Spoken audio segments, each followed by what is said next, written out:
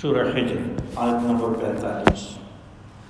اعوذ باللہ من الشیطان الرجیم، بسم اللہ الرحمن الرحیم۔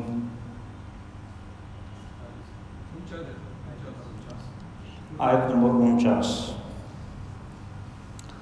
نبئ عبادی انی انا الغفور الرحیم وان عذابی هو العذاب العلیم ونبئهم عن ضيف إبراهيم إذ دخلوا عليه فقالوا سلاما قال إنا منكم وجلون قالوا لا توجل إنا نبشرك بغلام عليم قال أبشرتموني على أن مسني الكبر فبم تبشرون قالوا بشرناك بالحق فلا تكن من القانطين قال ومن يقنط من رحمة ربه إلا الضالون قال فما خطبكم أيها المرسلون قالوا إنا أرسلنا إلى قوم مجرمين إلا آل لوط إنا لمنجوهم أجمعين إلا امرأته قدرنا إنها لمن الغابرين صدق الله العظيم۔ نبئ عبادی انی انا الغفور الرحیم، میرے بندوں کو بتا دو کہ بے شک میں بخشنے والا مہربان ہوں، وان عذابی هو العذاب العلیم، اور انہیں یہ بھی بتا دو کہ بے شک میرا عذاب بہت ہی دردناک ہے۔ ونبئہم عن ضیف ابراہیم، اور انہیں خبر دو حضرت ابراہیم علیہ السلام کے ہاں آنے والے مہمانوں کی۔ اذ دخلوا علیہ فقالوا سلاما، جب وہ آئے حضرت ابراہیم کے ہاں تو انہوں نے سلام کیا۔ قال انا منکم وجلون، حضرت ابراہیم علیہ السلام نے فرمایا کہ تمہاری طرف سے مجھے اندیشہ ہے۔ قالوا لا توجل انا نبشرك بغلام علیم، وہ کہنے لگے کہ آپ کوئی فکر اندیشہ نہ کریں، ہم تو آپ کو ایک بڑے دانا فرزند کی خبر دینے آئے ہیں، بیٹے کی۔ قال ابشرتمونی علی ان مسنی الکبر فبم تبشرون، حضرت ابراہیم علیہ السلام نے فرمایا کہ بیٹے کی خوشخبری تم مجھے دیتے ہو اس حال میں کہ میں بوڑھا ہو چکا ہوں، یہ کس بنیاد پہ تم خبر دے رہے ہو؟ قالوا بشرناک بالحق فلا تکن من القانطین، وہ کہنے لگے کہ ہم نے تو آپ کو وہ بات بتائی ہے کہ جو ہو کے رہنی ہے، آپ مایوس نہ ہوں۔ قال ومن يقنط من رحمت ربه الا الضالون، حضرت ابراہیم علیہ السلام نے فرمایا کہ اللہ کی رحمت سے مایوس گمراہوں کے علاوہ کون ہو سکتا ہے؟ قال فما خطبكم ايها المرسلون، پھر حضرت ابراہیم علیہ السلام نے ان سے پوچھا کہ یہ بتاؤ تمہارے سامنے اصل مہم کیا ہے؟ قالوا انا ارسلنا الى قوم مجرمین، وہ کہنے لگے کہ ہم تو مجرم قوم کی طرف بھیجے گئے ہیں، الا آل لوط، ان میں بچ جانے والے صرف حضرت لوط علیہ السلام کے آل ہیں۔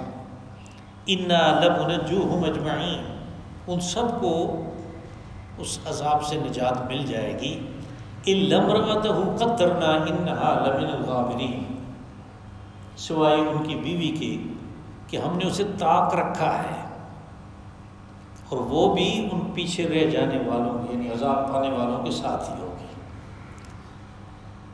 یہ جو پہلی دو آیات ہیں ان میں اللہ رب العزت نے وہ تصور دیا ہے کہ جو ایک مومن کو اللہ کے بارے میں رکھنا چاہیے۔ اس میں پہلی چیز یہ ہے کہ اللہ غفور الرحیم ہے، وہ بخشنے والا مہربان ہے۔ اور اگر ہم اللہ کی ان صفات کو غفور الرحیم کو دیکھیں تو دیکھیں یہ دونوں صفات قرآن پاک میں کتنی کثرت سے ہیں، لیکن قرآن پاک کا جو مشاہدہ ہے، جو آپ اس کو یعنی پورے کے پورے نظام کو جب دیکھتے ہیں، اس کتاب کے نظام کو، تو اس سے یہ بات سمجھ آتی ہے کہ وہ بخشنے والا ہے ان لوگوں کے گناہوں کا جو اس کی راہ پہ چلتے ہیں، اس لیے کہ انسان کو اس نے اس طرح بنایا ہے کہ سوائے انبیاء اور رسولوں کے کوئی معصوم عن الخطا نہیں، کوئی ایسا ہے نہیں کہ جس سے کوئی غلطی نہ ہو، جس سے کوئی گناہ نہ سرزد ہوا ہو۔ اور پھر جہاں بات آتی ہے ہمارے لوگوں کی، تو پھر وہ تو ہم لوگ تو سراپا گناہوں میں لتڑے ہوئے ہیں، لیکن اگر ہمارا رخ صحیح ہے، عقیدہ صحیح ہے، ہمارا ارادہ صحیح ہے، ہم اللہ کی راہ پہ چلنا چاہتے ہیں، چل سکے نہیں، تو پھر دو قسم کے گناہ سرزد ہوتے ہیں، صغائر اور کبائر، چھوٹے گناہ اور بڑے گناہ۔ جو صغیرہ ہیں ان کو تو آپ کے جو اچھے اعمال ہیں وہ کھا جاتے ہیں، وہ ان کو ختم کر دیتے ہیں، جیسے رسول اللہ صلی اللہ علیہ وسلم نے فرمایا کہ ایک نماز سے دوسری نماز تک جو اس قسم کے چھوٹے موٹے گناہ ہوتے ہیں وہ معاف کر دیے جاتے ہیں، اور جمعہ سے دوسرے جمعہ تک وہ بھی گناہ معاف ہو جاتے ہیں، اور پھر ایک رمضان سے دوسرے رمضان تک یہ بھی گناہ معاف ہو جاتے ہیں۔ اسی طرح عید کے دن کے بارے میں یہ آیا کہ اس دن جو بخشش طلب کرتا ہے تو سوائے 3 آدمیوں کے باقی سب کی مغفرت ہو جاتی ہے۔ یہ 3 آدمی، ایک مشرک ہے جو شرک کر رہا ہے، اور دوسرا والدین کا نافرمان ہے، اور تیسرا آپ نے فرمایا دیوس۔ یہ اصطلاح ایسی نہیں تھی جو عام ہو، اس لیے پوچھا گیا کہ دیوس کون ہے؟ رسول اللہ صلی اللہ علیہ وسلم نے فرمایا کہ وہ شخص کہ جس کے گھر کی عورتیں یعنی محرم عورتیں فاحشہ ہوں، یعنی آپ یوں سمجھیں کہ بھئی ننگے سر وہ باہر نکلتی ہوں، بے پردہ نکلتی ہوں، اور وہ خاموشی سے بیٹھا رہے، اس کو کہا یہ دیوس ہے، اس کی بھی مغفرت نہیں ہوگی۔ باقی سب جو ہیں وہ مغفرت طلب کر رہے ہیں، اللہ ان کی مغفرت کرتا ہے۔ دوسری قسم کے گناہ کبائر ہیں، یعنی جو بڑے گناہ ہیں، جن کے بارے میں ہمیں قرآن و حدیث میں ملتا ہے کہ یہ دوزخ کی طرف رہنمائی کرنے والی چیز ہے، جیسے شرک ہے، جیسے زنا ہے، جیسے چوری ہے، جیسے ڈاکہ ہے، جیسے رشوت ہے، جیسے کم تولنا اور کم ناپنا ہے، اللہ حاصل قیاس۔ تو ان گناہوں کے لیے یہ طریقہ اللہ نے رکھا ہے کہ آپ اس سے مغفرت طلب کریں، اور مغفرت طلب کرنے کے لیے جو شرائط ہیں وہ پوری کر دیں۔ یعنی آپ نے مغفرت بھی طلب کی، اگر حقوق العباد میں سے تھا تو اس کا حق بھی اس کو لوٹا دیا، اور آئندہ یہ گناہ نہ کرنے کا اقرار کر لیا، تو وہ غفور و رحیم ہے۔ وہ الغفور جل جلالہ وہ معاف کر دیتا ہے۔ اس کے ساتھ صفت یہ رحیم اس لیے لگی ہوئی ہوتی ہے کہ ہو سکتا ہے اس آدمی کا صرف معافی سے کام ٹھیک نہ چلتا ہو، تو پھر اللہ اس کے اوپر اپنی مزید رحمت کرتا ہے، اور یہ اس کی رحمت کا صلہ ہے کہ باوجود کہ گناہوں میں لتھڑا ہوا تھا، اس نے گناہوں کی معافی مانگی، وہ معاف ہو گئے۔ اللہ نے رحمت کی، جنت کا راستہ اس کے لیے آسان کر دیا، دنیا میں راستہ آسان کر دیا، اس راستے کے اوپر چلنا اس لیے آسان کر دیا، اور آخرت کے حساب سے اس کی رحمت اس کو جنت کے اندر لے جائے گی۔ یہ اللہ کے بارے میں ایک تصور ہے۔ اب یہ کہ غفور الرحیم ہے، اس کا یہ مطلب نہیں ہے کہ گناہ گار اور نیکوکار یہ دونوں برابر ہو جائیں گے۔ یعنی وہ غفور الرحیم ہے، ایک گناہ کر رہا ہے وہ کہتا ہے وہ غفور الرحیم ہے، کوئی ایسا مسئلہ نہیں ہے، خیر ہے کوئی بات نہیں، وہ غفور الرحیم ہے، وہ معاف کر دے گا۔ جب وہ تمہیں معاف کر دے گا تو دوسرا نہیں کر رہا، وہ اس کے کہنے کے مطابق چل رہا ہے، تو پھر تو دونوں برابر ہو گئے۔ اور یہ تو اللہ کے جو انصاف کا معیار ہے، جو اس کے عدل کا معیار ہے، یہ اس کے خلاف ہے۔ اس لیے یہ نہیں ہو سکتا۔ اس نے بار بار اس کی وضاحت کی، ام نجعل المتقین کالفجار، تم کیا سمجھتے ہو کہ ہم خدا ترس اور جو فسق و فجور میں مبتلا ہے ان کو برابر کر دیں گے؟ کہا یہ انجام کے اعتبار سے یہ برابر نہیں ہو سکتے۔ یہ اس وقت برابر ہوں گے کہ جب یہ اپنے گناہوں کی معافی طلب کرے گا، اور وہ غفور رحیم ہے، وہ گناہوں کو معاف کرتا ہے، بالکل آخر وقت بھی جو توبہ کرتا ہے اس کے گناہ کو معاف کر دیتا ہے۔ رسول اللہ صلی اللہ علیہ وسلم نے فرمایا کہ آدمی کی توبہ قبول ہوتی ہے حتی یغرر، جب تک کہ اس کو عالم نظر نہ آ جائے، اس وقت تک اس کی توبہ قبول ہوتی ہے۔ یہ ایک تصور ہے۔ اس کے ساتھ جو دوسری چیز ہے، دوسری آیت میں جو بات ہے کہ تو میں نے یہ بھی بتا دو کہ میری سزا بڑی دردناک ہے، یعنی جہاں تم نے اس کی جو غفور رحیمی ہے اس سے فائدہ اٹھانا ہے، جو اس کی شرائط ہے وہ پوری کرنی ہے، تو ساتھ میں یہ تصور رہنا چاہیے کہ اگر کسی گناہ میں اس نے مجھے پکڑ لیا تو پھر اس کی سزا بڑی دردناک ہے، اور اس کے پاس سزاؤں کے ذخائر ہیں، وہ جیسے چاہے کسی کو اپنا عذاب میں مبتلا کرے، اور اس کی وہ سزا دنیا میں بھی ہوتی ہے، عالم برزخ میں بھی ہوتی ہے، عالم آخرت میں بھی ہوتی ہے، جبھی تو یہ دردناک بنتی ہے۔ تو یہ جو تصور ہے، یعنی دونوں چیزیں، اور یہی وہ چیز ہے جس کو رسول اللہ صلی اللہ علیہ وسلم نے فرمایا کہ ایمان کیا ہے؟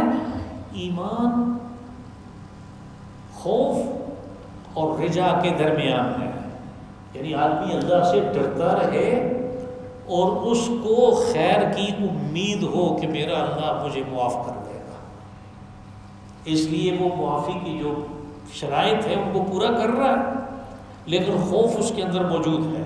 ان دونوں کے درمیان، خوف اور رجا کے درمیان ایمان ہے، نہ وہ خوف سے بے خوف بھی کبھی نہیں ہوتا کہ بالکل نسبت ہو کے بے خوف ہو کے جو چاہے کرے،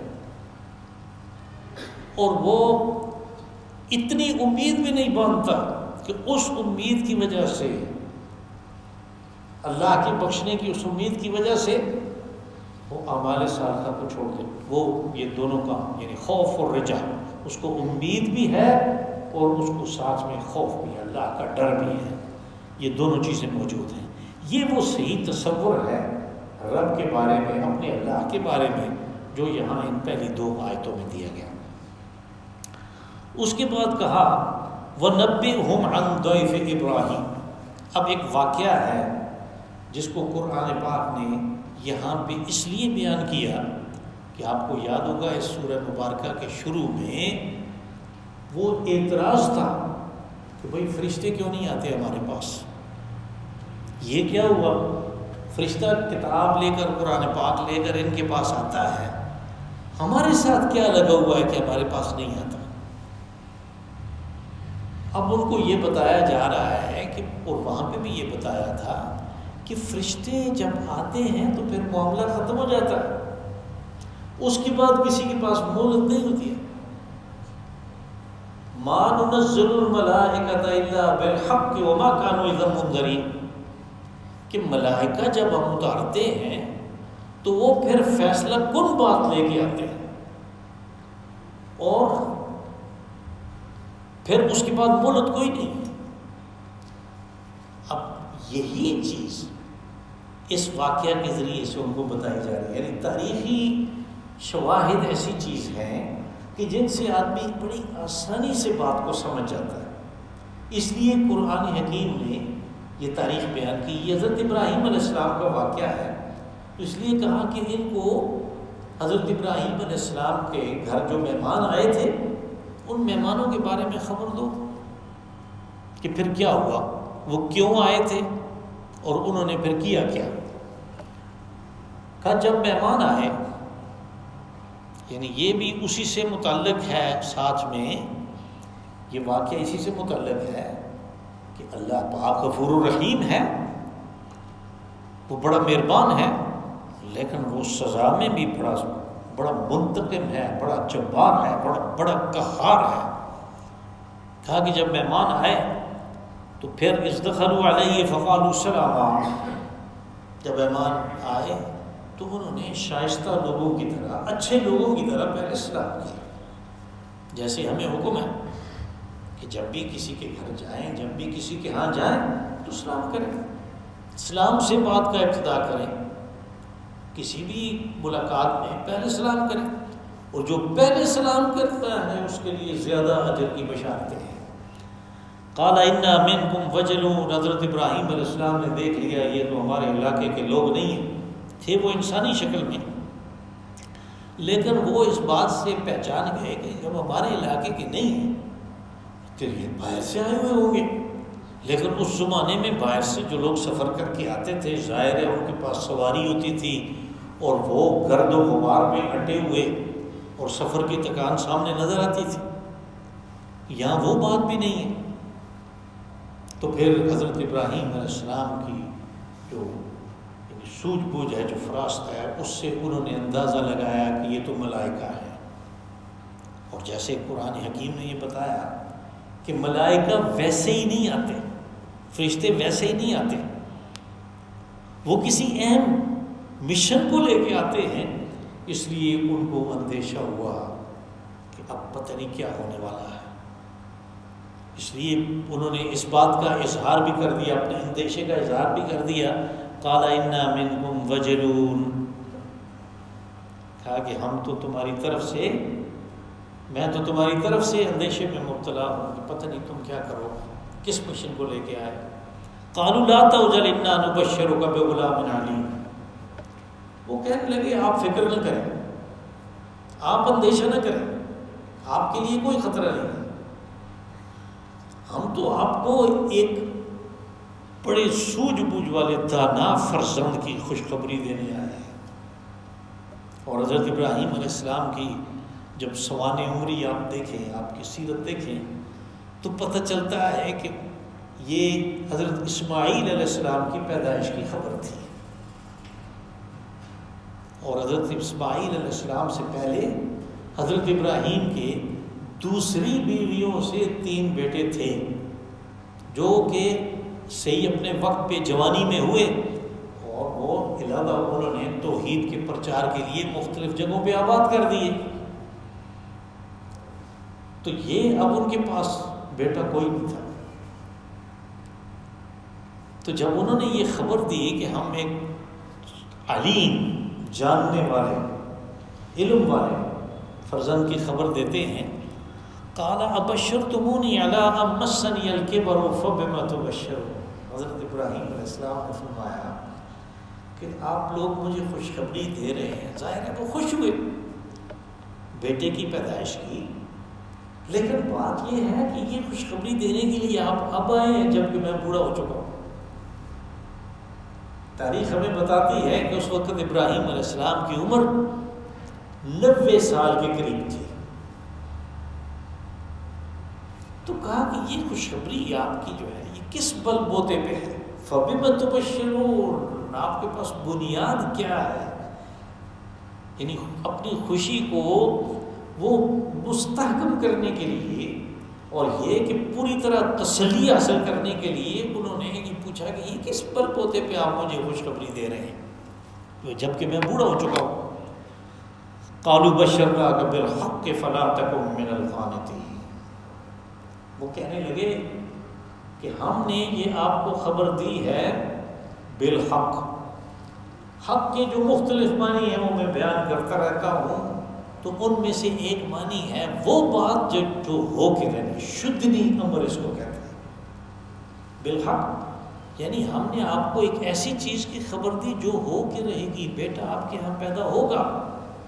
اور سورۃ ہود میں ہم پڑھا ہے یہی واقعہ، کسی اور کنٹیکسٹ میں تھا تو وہاں پہ تو یہ بات بھی تھی کہ آپ کی جو بوڑھی بانجھ بیوی ہے حضرت ہاجرہ، وہ بھی پاس کھڑی تھی. فضحکت فبشرناها باسحاق،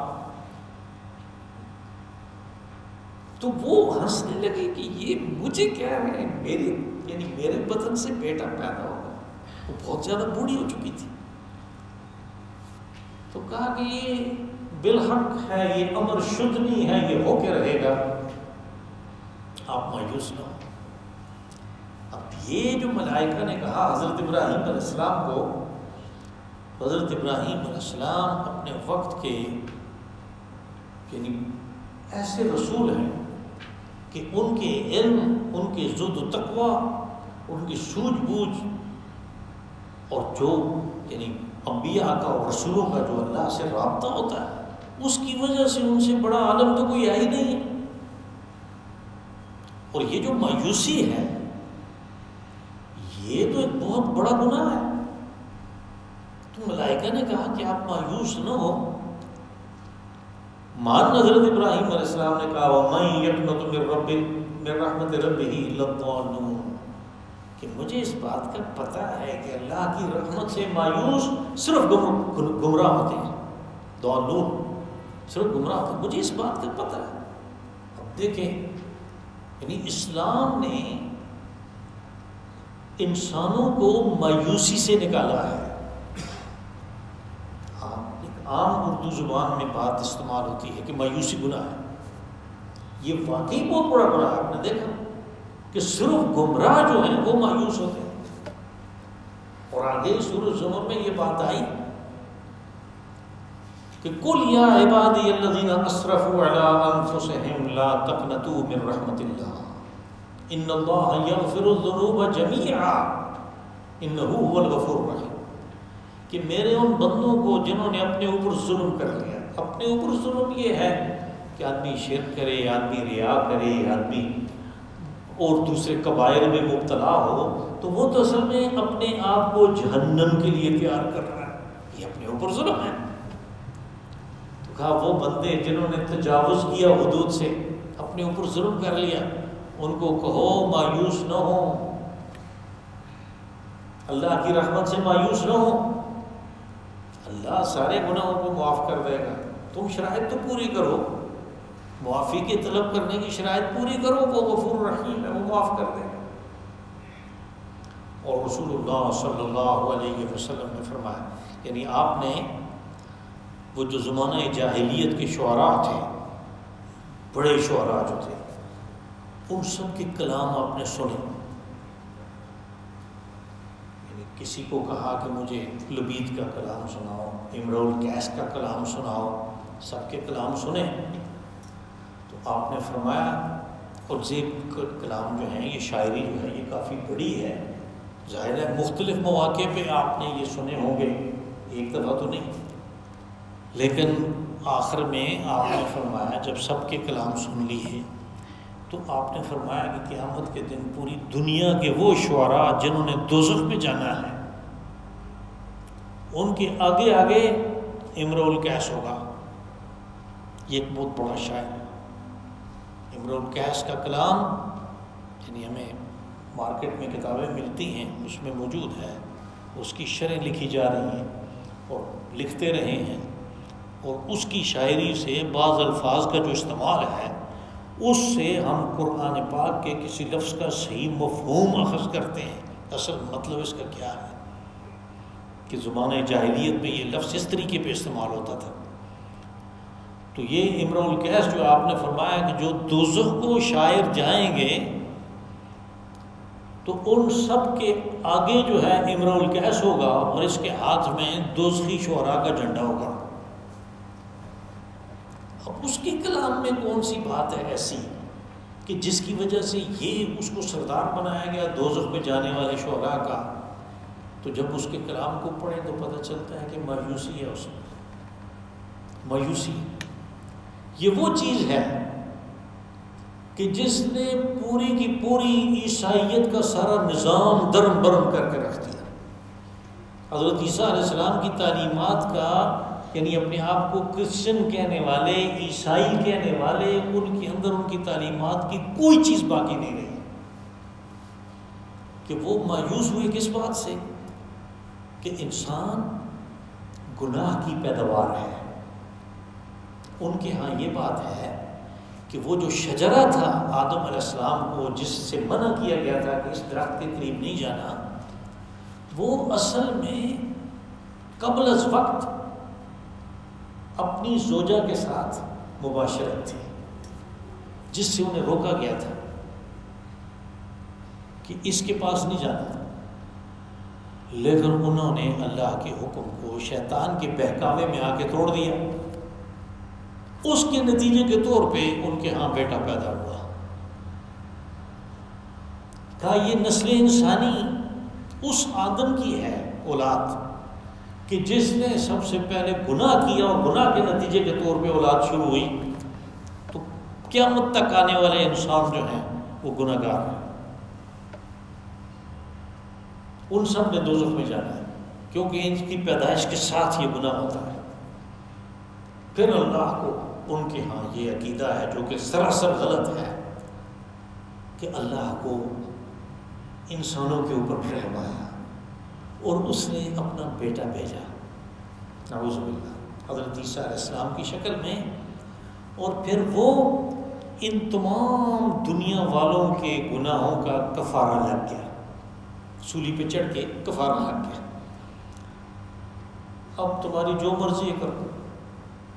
پال جو کہ ایک یہودی تھا، اس نے کہا آپ جو مرضی ہے کرو۔ اب ان کی کتابوں میں واضح لکھا ہوا ہے کہ خنزیر حرام ہے، سارے کھا رہے ہیں، اس لیے کہ وہ ان کو تو یہ بتا دیا گیا کہ وہ کفارہ ہو گیا تمہارے گناہوں کا، جو بھی تم کرو کفارہ ہو گیا، کھا رہے ہیں، مارکیٹیں بھری ہوئی ہوتی ہیں۔ اللہ حاضر کے سب کچھ ان کی تعلیمات کے خلاف ہو رہا ہے۔ یہ مایوسی تھی کہ جو انہیں اس طرف لے گئی شرک، اور دوسرے ان گناہوں کی طرف کہ جو کوئی تصور حضرت عیسیٰ علیہ السلام نے دیا ہی نہیں تھا کفارے کا، وہ انہوں نے قائم کر لیا۔ مایوسی کا نتیجہ یہ نکلا کہ انسان گناہ گار ہے، ہم گناہ گار ہیں سارے، اس بات سے مایوس ہو گئے۔ تو حضرت ابراہیم علیہ السلام کو چونکہ اس بات کا پتہ تھا، آپ رسول تھے، تو جب ملائکہ کی زبان سے یہ بات سنی تو آپ نے فرمایا کہ وَمَن يَقْنُطُ مِن رَحْمَتِ رَبِّهِ إِلَّا الضَّالُّونَ، کہ گمراہوں کے علاوہ اللہ کی رحمت سے مایوس کون ہو سکتا ہے؟